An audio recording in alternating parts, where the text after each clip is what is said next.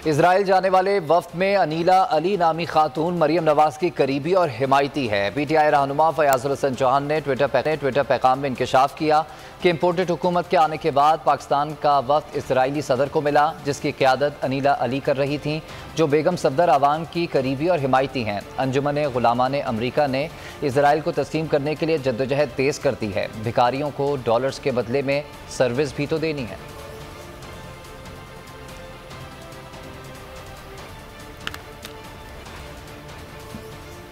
और इस्राएली सदर इसहाक हर्जोग की पाकिस्तानी वफ्द से मुलाकात की तस्दीक। सोशल मीडिया सार्फिन भड़क उठे। इसराइल को तस्लीम करने से यकसर इनकार कर दिया। कहा जब तक मसला फ़लस्तीन हल नहीं होगा पाकिस्तानी इसराइल को तस्लीम नहीं करेंगे। साबिक वज़ीर आज़म ने भी शदीद दबाव के बावजूद इसराइल को तस्लीम करने से इनकार कर दिया था। सब्सक्राइब करें और बेल दबाएं ताकि कोई खबर रह न जाए।